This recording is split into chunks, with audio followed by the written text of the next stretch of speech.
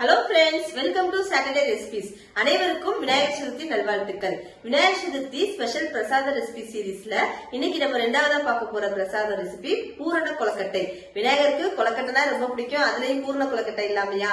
எப்பயும் நம்ம தேங்காய் வச்சு ஸ்டஃபிங் பண்ணி பண்ணுவோம். நான் கொஞ்சம் டிஃபரெண்டா பலாப்பழம், தேங்காய் இதெல்லாம் ஸ்டஃபிங் பண்ணி ஒரு சூப்பரான பூரண கொலக்கட்டை இன்னைக்கு நான் செய்ய போறேன். வாங்க பலாப்பழம் பூரண கொலக்கட்டை எப்படி செய்யுதுன்னு சொல்லி பார்க்கலாம். அதுக்கு முன்னாடி சாட்டர்டே ரெசிபிஸ் சேனலை சப்ஸ்கிரைப் பண்ணாதவங்க சப்ஸ்கிரைப் பண்ணிக்கோங்க. விநாயகர் சதுர்த்தி ஸ்பெஷலாக டேஸ்டியான சாஃப்டான பூரண பலாப்பழ கொலக்கட்டை எப்படி செய்யுதுன்னு சொல்லி பார்க்கலாம். அதுக்கு தேவையான பொருட்கள் எல்லாமே நோட் பண்ணிக்கோங்க. நான் டிஸ்கிரிப்ஷன்லேயும் கொடுத்துருக்கேன், வீடியோலையும் கொடுத்துருக்கேன், நீங்கள் அதை பார்த்து நோட் பண்ணிக்கோங்க. ஃபஸ்ட்டு நம்ம பூரணம் ரெடி பண்ணிடலாம். 50 கிராம் கடலைப்பருப்பை 1 மணி நேரம் ஊற வச்சுக்கோங்க. 1 மணி நேரம் இது ஊறினதுக்கப்புறம் இதை வடிகட்டிட்டு ஒரு மிக்ஸி ஜாருக்கு மாற்றிட்டு தண்ணி எதுவுமே ஊற்றாமல் கோர்ஸாக அரைச்சி எடுத்துக்கோங்க. ரொம்ப நைஸாலாம் அரைக்கணும்னு தேவையில்லை, இந்த மாதிரி 1-2 அரைச்சி எடுத்தாலே போதும். இப்போ இதை தனியாக ஒரு பவுலில் எடுத்து வச்சுக்கலாம். அடுத்து இந்த பூரணம் செய்கிறதுக்கு முக்கியமான பொருளே பலாப்பழம் தான். நான் ஒரு 5 சொலை எடுத்திருக்கேன். இதை நல்லா பொடி பொடியாக கட் பண்ணி எடுத்துக்கோங்க. அடுத்து பாகு காய்ச்சிடலாம். 2 கப் வெல்லம் எடுத்துக்கோங்க. இது கூட 1/2 கப் தண்ணி ஆட் பண்ணிவிட்டு இந்த வெல்லத்தை நல்லா கரைச்சி எடுத்தால் போதும். பாகுப்பதம் வரணும்னு தேவையில்லை. இந்த மாதிரி நம்ம வெல்லத்தை கரைச்சி வடிகட்டும் போது இதில் ஏதாவது மண் தூசி இருந்தால் அது வந்துடும்.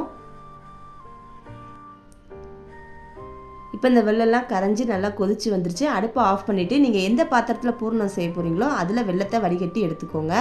இப்போ அடுப்பை ஆன் பண்ணிவிட்டு கட் பண்ணி வச்சுருக்கிற பலாப்பழத்தை இது கூட ஆட் பண்ணிக்கலாம். கூடவே 1 கப் துருவின தேங்காய், இதெல்லாம் ஒன்று சேர்ந்து நல்லா வேக விட்டுருங்க. ஒரு 5 மினிட்ஸ் இந்த பலாப்பழம் தேங்காய்லாம் வெள்ளத்தோடு சேர்ந்து வேகட்டும். 5 மினிட்ஸ் கழித்து இந்த மாதிரி நல்லா கொதி வந்ததுக்கப்புறம் நம்ம அரைச்சி வச்சுருக்கிற கடலைப்பருப்பையும் இது கூட சேர்த்து வேக விட்டுறலாம். இது எல்லாத்தையும் அப்படியே மிக்ஸ் பண்ணி விட்டு இதையும் சேர்த்து ஒரு 5 மினிட்ஸ் வேக விடுங்க. மொத்தத்துக்கு ஒரு 10 மினிட்ஸ் இந்த பலாப்பழம் தேங்காய் கடலைப்பருப்புலாம் நல்லா குக் ஆகணும். இது கூட 1 டேபிள் ஸ்பூன் கருப்பு எள்ளு, 1 டேபிள் ஸ்பூன் ஏலக்காய் தூள் ஆட் பண்ணிவிட்டு மிக்ஸ் பண்ணி விட்டுக்கோங்க. இந்த பலாப்பழத்தோட ஏலக்காவோட ஃப்ளேவர் சேரட்டும். பலாப்பழம், தேங்காய், கடலைப்பருப்பு, இந்த எள்ளு எல்லாம் சேர்ந்து ஒரு பூரணம் செய்யும்போது அந்த கொலக்கட்டையில் வச்சு நீங்கள் ஸ்டஃபிங் பண்ணி சாப்பிட்டீங்கன்னா டேஸ்ட்டு சூப்பராக இருக்குங்க. நான் சொல்கிற மாதிரி ட்ரை பண்ணி பாருங்கள். இது கூட 1 டேபிள் ஸ்பூன் அரிசி மாவு போட்டுட்டு நல்லா மிக்ஸ் பண்ணி விட்டுக்கோங்க. நான் எதுக்கு அரிசி மாவு போடுறேன்னா, நம்ம கொலக்கட்டையில் இந்த பூரணம் ஸ்டஃபிங் பண்ணும்போது அது ஒழுகி வராமல் இருக்கும். அரிசி மாவு போட்டோம்னா நல்லா இறுகி கிடைக்கும். அதனால 1 டேபிள் ஸ்பூன் அரிசி மாவு போட்டு நான் மிக்ஸ் பண்ணி விட்டுருக்கேன். இப்போ அடுப்பை ஆஃப் பண்ணிவிட்டு இதை ஆற வச்சுருங்க. பூரணம் நமக்கு கெட்டியாயிரும்.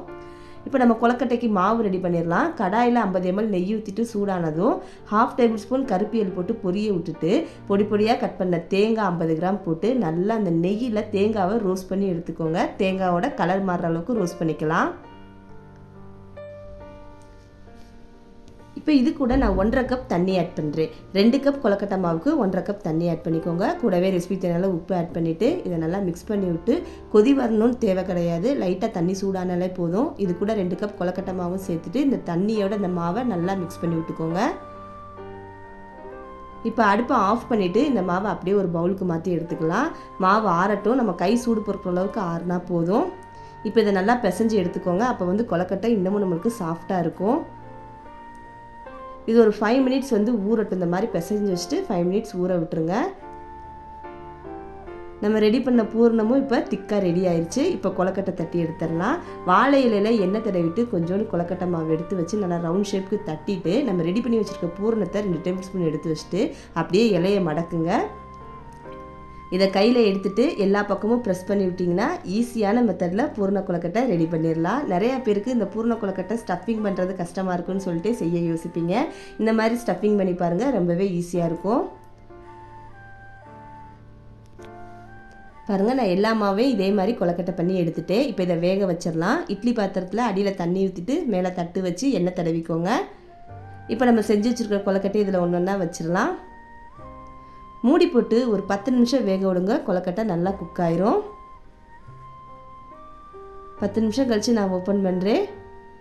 சுட சுட ஆவி பறக்க டேஸ்ட்டான பூரண கொலக்கட்டை ரெடி. இதை அப்படியே நீங்கள் எடுத்து உங்கள் வீட்டில் விநாயகர் சதுர்த்தி அன்னைக்கு சாமிக்கு படைச்சி சாமி கும்பிட்டு நீங்களும் சாப்பிட்டு பாருங்கள். செம்ம டேஸ்ட்டாக இருக்கும். சுடுதண்ணியில் நம்ம மாவு பிசைகிறனால கொலக்கட்டை ரொம்பவே சாஃப்டாக டேஸ்ட்டாக இருந்துச்சு.